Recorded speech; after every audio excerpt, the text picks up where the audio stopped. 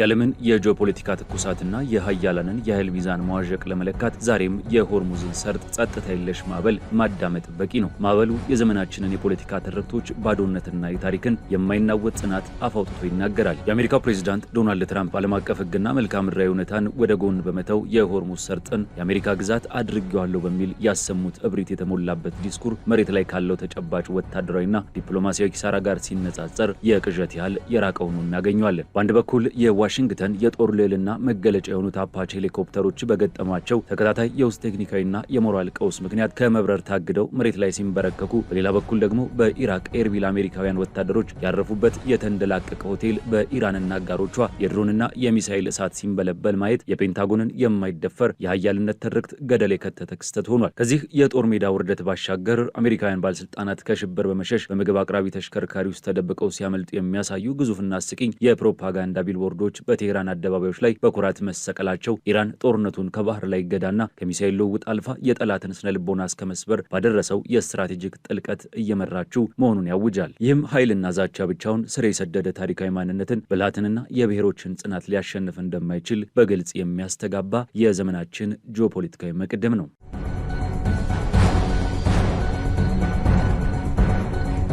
ይህ ቮይስ ኦፍ ኢትዮጵያ ዓለም አቀፍ ትንታኔ ነው። የዓለምን ፖለቲካ በሰፊው የምንዳሰስበት መድረክ። ለቻናላችን አዲስ የሆናችሁ ሰብስክራይብ በማድረግ አብራችሁን ቆዩ።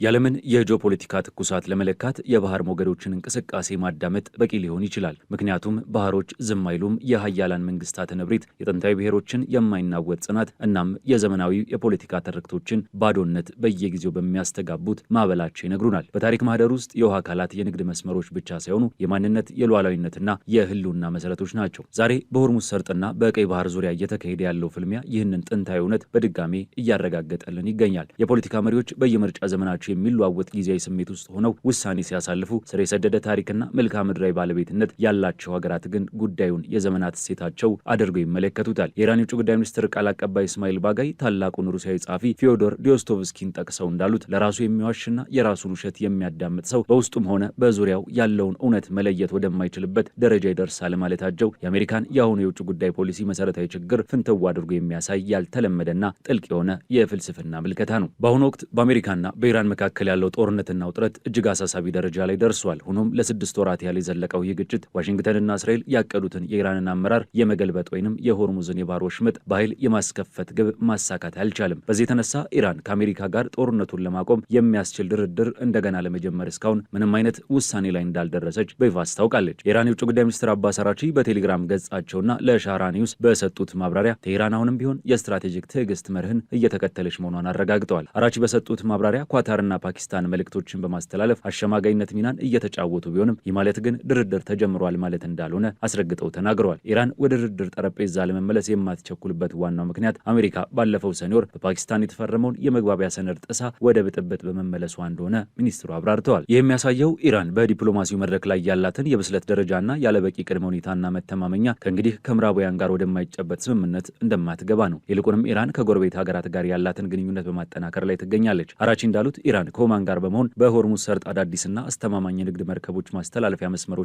ለመዘርጋት ቴክኒካዊ ስራዎችን እያከናወነች ትገኛለች። ይህ እርምጃ አሜሪካ ቀጠናውን በበላይነት ለመቆጣጠር ያላትን ፍላጎት የሚያመክንና የቀጠናውን ሀገራት የራሳቸውን ችግር በራሳቸው የመፍታት አቅም እንዳላቸው የሚያሳይ ነው። ቀደም ሲል የነበሩት መስመሮች ካሁን በኋላ አያገለግሉም። አዲስ መስመር መቀየስ አለበት። አሁን በቀጣይ ደረጃዎች የመጨረሻ የሚሆነውን ጊዜያዊ መስመር እየነደፍን ያሉት ሚኒስትሩ ማንኛውም የመርከብ ትራንዚት ወይንም አዲስ መስመር ስራ ላይ መዋል የሚችለው አሜሪካ ማሟላት የሚገባት ቅድመ ሁኔታዎች ሲሟሉና ፖለቲካዊ መፍትሄ ላይ ሲደረስ ብቻ መሆኑን አቋማቸውን ግልጽ አድርገዋል። የሆርሙዝ ሰርጥ ጉዳይ የዚህ ጂኦፖለቲካዊ ፍልሚያ ማዕከል ሆኖ ሲቀጥል የአሜሪካ ፕሬዝዳንት ዶናልድ ትራምፕ የባህር ወሽመጡን ሙሉ በሙሉ እንደተቆጣጠሩት በማሰብ ኢራንን ድል አድርገን ከጨረስን በኋላ የሆርሙዝን ሰርጥ የአሜሪካ ግዛት አድርጌ ያውጃለሁ የሚል እጅግ አነጋጋሪ የዓለም አቀፍ ሕግን የጣሰና ከእውነታው የራቀ ንግግርን አድርገዋል። የትራምፕ ንግግር የአሜሪካን የውጭ ጉዳይ ፖሊሲ በኃይል ላይ የተመሰረተና ልክ የውጭ ጉዳይ ሚኒስትሩ እንዳሉት ለራሱ የሚዋሽ መሆኑን የሚያሳይ ነው። ለዚህም የኢራን የውጭ ጉዳይ ምክትል ሚኒስትር ካሪም ጋዚብ አባዲ በኤክስ ገጻቸው ላይ የሰጡት ምላሽ የታሪክን የጂኦግራፊንና የብሔራዊ ኩራትን ጥልቀት ያዘለ ነበር። ጋሪብ አባዲ የሆርሙዝ ሰርጥን የኢራን ነበር፣ የኢራን ነው፣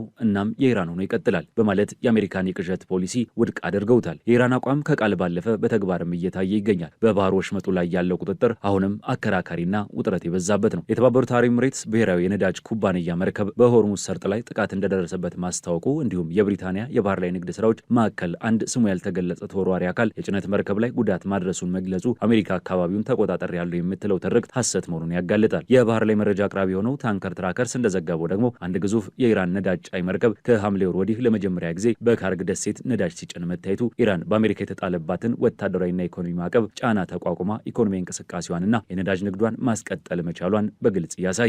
የሳውዲ አረቢያ የውጭ ጉዳይ ሚኒስቴር በኤሚሬትስ መርከቦች ላይ የደረሰውን ጥቃት አውግዞ ኢራንን ተጠያቂ ለማድረግ ቢሞክርም ቀጠናዊ ደህንነት ሊረጋገጥ የሚችለው የኢራንን ታሪካዊ ሉዓላዊነትና የባህር ላይ መብት በማክበር ብቻ መሆኑን መገንዘብ ግድ ይላል። የአሜሪካ ወታደራዊ ኃይል የኢራንን ጽናት መስበር ሲሳነው ዋሽንግተን አሁን ፊቷን ወደ አዲስና እጅግ የከፋ ኢኮኖሚ ጫና ዙራለች። ከዚህ የኢኮኖሚ ጥንካሬ በተጓዳኝ የዚህ ጂኦፖለቲካዊ ቼዝ ጨዋታ ሌላኛው ተዋናይ በኢራቅ ኩርዲስታን ግዛት በኤርቢል ከተማ የሚታየው ተከታታይ የተኪ ወታደራዊ ግጭት ነው። አሜሪካ በኤርቢል ዓለም አቀፍ አውሮፕላን ማረፊያ አቅራቢያ የሚገኘው የጦር ሰፈሯንና ወታደሮቿን ለማስጠበቅ ከፍተኛ ጥረት ብታደርግም በኢራን የሚደገፉት የትጥቅ ቡድኖች በከፍተኛ የቴክኖሎጂ አቅም የተደገፉ ጥቃቶችን በተደጋጋሚ ፈጽመዋል። ያልተረጋገጡ ነገር ግን በስፋት የተሰራጩ የቪዲዮ መረጃዎች እንዳመላከቱት የአሜሪካን ወታደሮችና የኮሊሽን ኃይሎች ያስተናግዳል ተብሎ በሚጠረጠረው በኤርቢል ዲዋን አካባቢ በሚገኝ ሆቴል ላይ በድሮንና በሚሳይል የተደገፈ ጥቃት ተፈጽሟል። ምንም እንኳን የኩርዲስታን ጸረ ሽብር አገልግሎት የተወሰኑ ቦምብ የጫኑ ድሮኖች ማክሸፉን ቢገልጽም ሌሎች ድሮኖች ግን ኢላማቸውን ከመምታትና ፍንዳታ ከማስነሳት አላገዳቸውም። ይህ የሚያሳየው ኢራን ጦርነቱን ከገዛ ድንበሯ አርቃ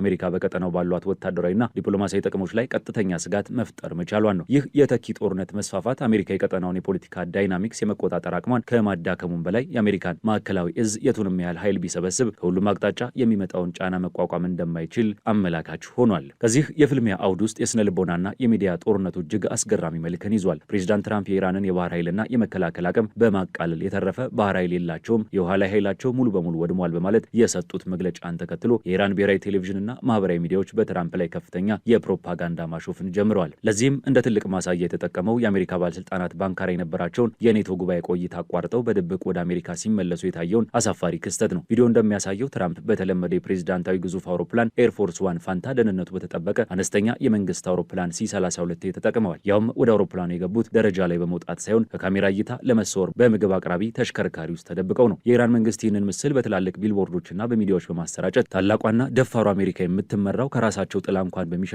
ፍርሃት ባሸነፋቸው መሪዎች መሆኑን ለዓለም አሳይቷል። የኢራን ዲፕሎማቶችና ባለስልጣናት ይህንን ክስተት እንደ ፖለቲካዊ ትርፍ በመጠቀም የዋሽንግተንን የስነ ልቦና ጫና ሙሉ በሙሉ ቀልብሰውታል። ይህ እውነታ ጦርነቱ በሚሳይልና በባህር ላይ እገዳ ብቻ ሳይሆን የህዝብን ሞራል በመገንባትና የጠላትን ስነ ልቦና በመስበር ረገድም ኢራን በበላይነት እየመራች መሆኑን በሚገባ ያስረዳናል። የአሜሪካ የገንዘብ ሚኒስትር ስኮት ቤንሰንት በኒውስ ማክስ ቃለመጠይቃቸው ላይ አሜሪካ በኢራን ላይ ታይቶ የማይታወቅ የኢኮኖሚ መገለልና የሆርሙዝ ሰርጥን ሙሉ በሙሉ እገዳን ያካተተ አዲስ ማዕቀብን እንደምጥል አስታውቀዋል። የኢኮኖሚ ቁጣ የተሰኘው ስትራቴጂ የኢራንን የጥላ ባንክ ስርዓትና የገንዘብ ዝውውር ለማዳከም ያለመ ነው። በነሐሴ ወር አሜሪካ በመቶ ሚሊዮኖች የሚቆጠር ዶላር በድብቅ እንዲንቀሳቀስ የረዱትን የውጭ ምንዛሬ ቤቶችና የሽፋን ኩባንያዎችን መረብ ለማፍረስ እርምጃ መውሰዷ ይታወሳል። ይሁን እንጂ ይህ ስልት ለአሜሪካ አዲስ አይደለም። ኢራን በ1979 ታሪካዊ ቤት ጀምሮ ለተከታታይ 10 ዓመታት ከባድ ምዕራባዊ ማዕቀቦችን ስታስተናግድ የኖረችና ከእነዚህም ፈተናዎች በብልሃትና በራስ መተማመን የወጣች ጠንካራ ሀገር ናት። የኢኮኖሚ ጫናዎች ህዝባዊ ቅሬታዎችን ቢፈጥሩም ምዕራባውያን እንደሚመኙት ስርዓቱን የመገልበጥ ወይንም ትርጉም ያለው የስርዓት ለውጥ የማምጣት አቅምን ፈጽሞ አልነበራቸውም። ወደፊትም ሊኖራቸው የሚችል አይመስልም። የቀድሞው የአሜሪካ አምባሳደርና የዋይት ሀውስ የመካከለኛ ምስራቅ ፖሊሲ አማካሪ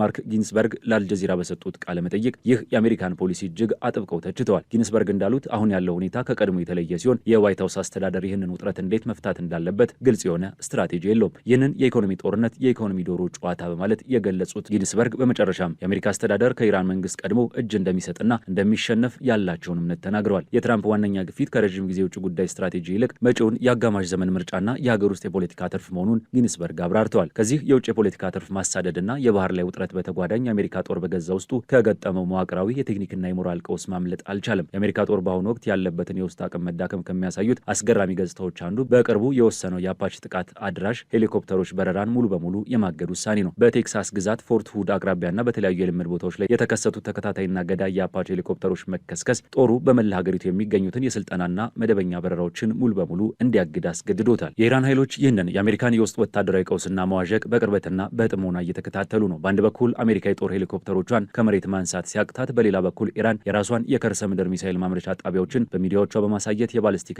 ሃይፐርሶኒክ ሚሳኤሎቿን ምርት በሚገርም ፍጥነት ማሳደጓን ይፋ አድርጋለች። ይህ ንጽጽር እጅግ ጉልህ ነው። አሜሪካ የውጭ ጠላቶቿን በኃይል ከማስገደድ ይልቅ የራሷን ጦር ደህንነት፣ ስነልቦናና ቁሳዊ ብቃት ለማስጠበቅ ወደ ታች እየታገለች መሆኑን ያሳያል። በተጨማሪም ሴንትኮም የሆርሙዝ ሰርጥን ሙሉ በሙሉ እቆጣጠራለሁ በማለት ፓናማ ተመዝጋቢ በሆኑና ሌሎች የንግድ መርከቦች ላይ የማስጠንቀቂያ ተኩስ ሲከፍት ቢታይም ይህ ተግባር የዓለም አቀፉን የንግድ ማህበረሰብ አመኔታን አላገኘም። ይልቁንም አሜሪካ የኢራንን መርከቦች ለማገድ በምታደርገው ጥረት ራሷን እንደ ዓለም አቀፍ የባህር ላይ ትራፊክ አደናቃፊ አድርጋ እንድትታይ አድርጓታል። ዶናልድ ትራምፕ በሀገር ውስጥ ያላቸው ተወዳጅነት እየቀነሰ መምጣቱን ተከትሎ ራሳቸውን ለማዳን ሲሉ ብቻ ይህንን ውጥረት እየፈጠሩ መሆኑን ያመላከቱት ጊንስበርግ የኢራን አመራሮች የዋሽንግተንን የውስጥ ፖለቲካዊ ተለዋዋጭነት ጠንቅቀው ስለሚያውቁ አሜሪካኖች በመጨረሻ ከመጠየቃቸው ወደ ኋላ ብለው ማዕቀቡን እስኪያነሱ ድረስ ረዥም ጊዜ መታገስ ስልትን እየተጫወቱ ነው ብለዋል። ኢራናውያን እዚህ ያለውን የህዝብ አስተያየት እየተከታተሉ ነው፣ አሜሪካና ትራምፕን እያጫወቷቸው ነው ያሉት ጊንስበርግ የኢራን መንግስት ምንም ያህል ጫና ቢበዛበትም ስልጣኑን አሳልፎ እንደማይሰጥና ሀገራዊ ክብሩን እንደማይደራደር ገልጸዋል። ትራምፕ ምንም እንኳን የጋዝ ዋጋ ወደ $4 መጨመሩን ኢራን የኒኩለር ጦር መሳሪያ እንዳታገኝ ለማድረግ የተከፈለ ተገቢ መስዋዕትነት ነው፣ እኔ ትክክለኛውን ነገር ነው ያደረኩት፣ በጭራሽ ይቅርታ አልጠይቅም በማለት ለአሜሪካ ህዝብ ለማስረዳትና የጦርነት ፋይናንስ ኪሳራን ለማቃለል ቢሞክሩም የኢራን አመራሮች ግን ህዝባቸውን አስተባብረው ይህንን ፈተና ለማለፍ ቆርጠው ተነስተዋል። አዲሱ የኢራን ጠቅላይ መሪ ሙጅታባ ሚኒ በቅርቡ ባደረጉት የካቢኔ ሽግሽግ የሾማቸው የእስላማዊ ቤታዊ ዘብ ኮር አዛዥ ሜጀር ጄኔራል አህመድ ቫሂዲ በሴፓ ኒውስ ባወጡት ክፍት ደብዳቤ ኢራን በዓለም ታሪክ ውስጥ እጅግ የታጠቀውን የአሜሪካን ጦር አንበርክካለች ማለታቸው የኢራን ከፍተኛ ስነ ልቦናዊ፣ ታሪካዊና ወታደራዊ የሞራል ልዕልናን የሚያሳይ ነው። ከዚህ በተጨማሪም ትራምፕ ዩኤስኤስ አብርሃም ሊንከን የተሰኘው አውሮፕላን ተሸካሚ መርከብ በመካከለኛው ምስራቅ ለ9 ወራት ያህል መቆየቱን ተከትሎ የመርከበኞች ቤተሰቦች ያነሱትን ቅሬታ ውድቅ በማድረግ ቆይታው በቂ አይደለም ማለታቸው አሜሪካ ለዜጎቹ ያላትን ግዴለሽነት ያሳያል። ከሆርሙዝ ሰርጥ ባሻገር የቀይ ባህርና የባቤል መንደብ አካባቢ የውጥረቱ ሌላኛው መድረክ ሆኗል። የየመን የሁቲ ኃይሎች በዓለም አቀፍ ደረጃ እውቅና ባለው የየመን መንግስት በሚተዳደረውና ለምግብና ሸቀጦች ፍሰት ቁልፍ ማዕከል በሆነው የአልማካ ወደብ ላይ 6 የባለስቲክ ሚሳኤሎችን ተጠቅመው ጥቃት ማድረሳቸው ተዘግቧል። በዚህ ጥቃት አንድ የወደብ ደህንነት ባለሙያ ሲሞት 2 መርከበኞች የገቡበት አልታወቀም። እንዲሁም ቢያንስ 8 ንጹሃን ዜጎች ቆስለዋል። የየመን ጦር ቃል አቀባይ ኮሎኔል ማጅድ ይህንን ድርጊት ሲያወግዙ ሁቲዎች የሲቪል መሰረተ ልማቶችን በማጥቃት በየመን ህዝብ ላይ አስጨናቂ ከበባ ለማድረግ ቆርጠው ተነስተዋል ሲሉ አውግዘዋል። የየመን የውጭ ጉዳይ ሚኒስትር አፍራህ አልዙባ በበኩላቸው አማጽያኑ የሀገሪቱን ቁልፍ የውሃ መስመሮች እንደታጋች አድርገው ሊይዙ አይችሉም በማለትም አስጠንቅቀዋል። የማርስክ የባህር ላይ ስለላና የመረጃ ቡድን ትንታኔ እንደሚያመለክተው በሆርሙዝ ሰርጥ ያለው የጥቃት ስጋትና በቀይ ባህር ላይ ያለው የሁቲዎች ተደጋጋሚ እንቅስቃሴ በአረብ ገረብ ዙሪያ ምንም አይነት እውነተኛ ደህንነቱ የተጠበቀ የባህር መስመር እንዳይኖር አድርጎታል። ይህንን ተከትሎ ሳውዲ አረቢያ 13 ሌሎች ሀገራትን ያቀፈ አዲስ የባህር ላይ ወታደራዊ ጥምረት ማቋቋሟን ይፋ አድርጋለች። ይህ ጥምረት ሳውዲ አረቢያን ጨምሮ ባህሬንን፣ ባንግላዴሽ፣ ኮሞሮስ፣ ጅቡቲ፣ ግብጽ፣ ዮርዳኖስ፣ ኩዌት፣ ፓኪስታን፣ ኳታር፣ ሶማሊያ፣ ሱዳን፣ ቱርክና የመንን ያቀፈ ሲሆን ወደፊትም ተጨማሪ ሀገራት ይቀላቀላሉ ተብሎ ይጠበቃል። የዚህ ጥምረት ዋና ዓላማ በባቤል መንደብ፣ በቀይ ባህርና በኤደን ባህረ ሰላጤ ባህር ላይ ጉዞን ነጻነትን ማስጠበቅ ነው። ይህ ጥምረት በቀጠናው ላይ አዲስ ጂኦግራፊያዊ አስተላለፍን የሚፈጠር ቢሆንም የችግሩ ስር መሰረት ማለትም በጋዛ ያለውን ጭፍጨፋና የምዕራባውያንን ጣልቃ ገብነት ሳይፈታ በወታደራዊ ኃይልና በጥምረት ብቻ ደህንነትን ማረጋገጥ ይቻላል የሚለው ጥያቄ በብዙ የፖለቲካ ተንታኞች ዘንድ ጥርጣሬን ፈጥሯል። ኢራንና አጋሮቿ ይህንን ቀጠናውን ይበልጥ ለማተራመስ የተዋቀረ አድርገው ሊወስዱት ስለሚችሉ አካባቢው ወደ አዲስ የጦር መሳሪያ እሽቅድድምና ወታደራዊ ውጥረትም ሊያመራ ይችላል። ይህ በእንዲህ እንዳለ የእስራኤል መንግስት በመካከለኛው ምስራቅ እያካሄደ ያለው ማለቂያ የሌለው ወታደራዊ እንቅስቃሴ የቀጠናውን ሰላም ይበልጥ እያወከው ይገኛል። በጋዛ ሰርጥ ያለው የሰብአዊ መብት ጥሰትና የጤና ቀውስ ከቃላት በላይ ከፍተኛ ደረጃ ላይ ደርሷል። እስራኤል ወደ ጋዛ የሚገባውን የሰብአዊ እርዳታና አስፈላጊ ቁሳቁሶች ላይ የጣለችውን ከባድና ኢሰብአዊ እገዳ ተከትሎ የጋዛ ጤና ጥበቃ ሚኒስቴር በግዛቲቱ የቀሩት የኦክሲጅን ማምረቻ ጣቢያዎች ከአቅማቸው በላይ እየሰሩ መሆኑንና በማንኛውም ሰዓት ሙሉ በሙሉ ሊቆሙ እንደሚችሉ አስጠንቅቋል። ከ34ቱ የኦክሲጅን ጣቢያዎች ውስጥ 12ቱ ብቻ እንዲሁም የኦክሲጅን ሲሊንደሮች ለመሙላት ከሚያገለግሉት 30 መሳሪያዎች ውስጥ 4ቱ ብቻ አገልግሎት እየሰጡ እንደሚገኙ ሚኒስቴሩ በመግለጽ የሕክምና ስርዓቱ ምን ያህል እንደተጎዳና የፍልስጤም ሕዝብ ቃል በቃል እየታፈነ መሆኑን ያሳያል። የኢንጂነሪንግ ቡድኖች አስቸኳይ የጥገና ስራዎችን ለማከናወን የሚያስችል መለዋወጫ ባለማግኘታቸው እነዚህ ጣቢያዎች በማንኛውም ጊዜ ሊቆሙ እንደሚችሉም ተገልጿል። ይህ ሁሉ እየሆነ ባለበት ሁኔታ እስራኤል በሊባኖስ ላይም ጥቃቷን አጠናክራ ቀጥላለች። ባለፈው ሰኔ ወር የተደረሰውን የተኩስ አቁም ስምምነት በግልጽ በመጣስ የእስራኤል የጦር አውሮፕላኖች ቅዳሜ ዕለት በደቡብ ሊባኖስ ተከታታይ የአየር ጥቃቶችን ፈጽመዋል። የሊባኖስ ብሔራዊ ዜና ወኪል እንደዘገበው በአንሳር ከተማ አንድን መኖሪያ ቤት ኢላማ ባደረገ የአየር ጥቃት 7 ሰዎች ሲገደሉ 3 ሰዎች ቆስለዋል። ይህ ቀን ከተኩስ አቁሙ በኋላ እጅግ ደም አፋሳሹ ቀን ሆኖም ተመዝግቧል። የነፍስ አድን ሰራተኞች ፍርስራሾችን በማንሳት የሞቱትንና የቆሰሉትን ወደ ሆስፒታል በማጓጓዝ ላይ ሲሆኑ ከ2 ወራት በፊት የተኩስ አቁም ስምምነት ከተደረሰ በኋላ ጥቃት ደርሶበት የማያውቀው አቅራቢያ የሚገኝ ሸለቆም መመታቱ ተዘግቧል። በተጨማሪም ከአንሳር በስተምስራቅ 10 ማይል ርቀት ላይ በምትገኘው ናባቲ አልፋውቃ በሚገኝ የመምህራን ማሰልጠኛ ኮሌጅና የሃይማኖት ተቋም ላይ የእስራኤል የጦር አውሮፕላኖች ጥቃት ፈጽመዋል ተብሏል። እነዚህ ሁሉ እርስ በርስ የተሳሰሩ ክስተቶች የሚያሳዩት አንድ ታላቅ ሀቅ አለ። እርሱም አሜሪካና አጋሮቿ በጉልበት በወታደራዊ ዛቻና በኢኮኖሚ ማዕቀብ የቀጠናውን ሀገራት ለማንበርከክ የሚያደርጉት ጥረት ሙሉ በሙሉ እየከሸፈና ውጤት አልባ የሆነ መሆኑን ነው። ኢራን እንደ ታላቅና ጥንታዊ ታሪካዊ ሀገር የውጭ ጫናዎችን የመቋቋም ህዝቧን የማስተባበርና የራሷን የህልውና ስትራቴጂ በረዥም ጊዜ እቅድ የመንደፍ አስደናቂ አቅም እንዳላት በተግባር እያስመሰከረች ነው። አሜሪካ የሆርሙዝ ሰርጥን በጉልበት እቆጣጠራለሁና የራሴን ግዛት አደርገዋለሁ ብትልም መሬት ላይ ያለው ጂኦግራፊያዊና ታሪካዊ እውነታ ግን ባህሩ የኢራን ታሪካዊ ንብረት መሆኑንና የቴህራንን ይሁንታ ሳያገኝ በዓለም አቀፍ ደረጃ ደህንነቱ የተጠበቀ የንግድ መስመር ሊሆን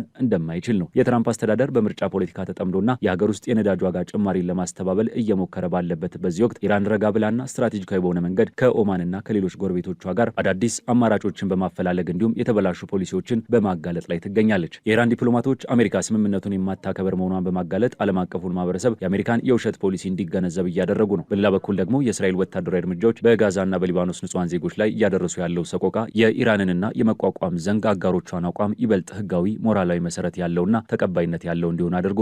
የጋዛ የኦክሲጅን እጥረትና የሊባኖስ የአየር ጥቃቶች የሰብአዊ ቀውስን ሲያባብሱ ምዕራባውያን ለሰብአዊ መብት ያላቸው የውሸትና ድርብ መለኪያን ቁልጭ አድርጎ አሳይቷል። ዛሬ በዓለማችን ላይ እየታየ ያለው የጂኦፖለቲካዊ ሽኩቻ የጊዜያዊ ፖለቲካ መፍትሄና የዘመናዊ ታሪካዊ ሁኔታዎች ግጭት ነው። የአሜሪካ የውጭ ጉዳይ ፖሊሲም ከዚህ የውሸት አዙሪት ወጥቶ የሌሎችን ሀገራት ሉዓላዊነት፣ ታሪካዊ መብትና መልክዓ ምድራዊ ሁኔታ ማክበር እስካልጀመረ ድረስ የሆርሙዝ ሰርጥ ውጥረትም ሆነ የመካከለኛው ምስራቅ ቀውስ መፍትሄን የሚያገኝ አይመስልም። ኢራን ጫናዎችን ሁሉ በብቃት ተቋቁማ የራሷን መብት በማስከበርና የህዝቧን ደህንነት በመጠበቅ ረገድ ያሳየችው ጽናት በዓለም አቀፍ ግንኙነት ውስጥ ኃይል ብቻውን ግብረ ገብነትንና ሉዓላዊነትን ሊያሸንፍ እንደማይችል ሕያው ምስክር ሆኖ ይቀጥላል። በኢኮኖሚ በዲፕሎማሲና በወታደራዊ መስኮች እየተካሄደ ያለው ይህ ታላቅ የትዕግስትና የስትራቴጂ ቼዝ ጨዋታ በመጨረሻም እውነትን በተመረኮዙ ጽናት ባላቸውና ራሳቸውን በማይዋሹ ብሔሮች አሸናፊነት የሚጠናቀቅ መሆኑን የዘመናችን የፖለቲካ ሂደት በግልጽ እያመላከተን ይገኛል። የዛሬው ዓለም አቀፍ ትንታኔያችን በዚሁ ተቋጨ። ስለተከታተላችሁን እያመሰገንን ለቻናላችን አዲስ የሆናችሁ ሰብስክራይብ በማድረግ ቤተሰብ እንድትሆኑ እንጋብዛለን። ከሰዓታት በኋላ በሌላ ዓለም አቀፍ ጉዳይ እስከምንገናኝ ሰናይ ጊዜ